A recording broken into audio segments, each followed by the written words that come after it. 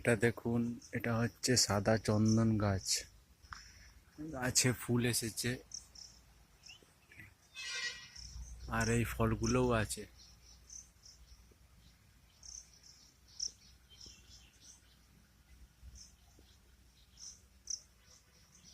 এখানে অনেক সাদা চন্দন গাছ আছে, এগুলো সব সাদা চন্দন গাছের গাছ। এগুলো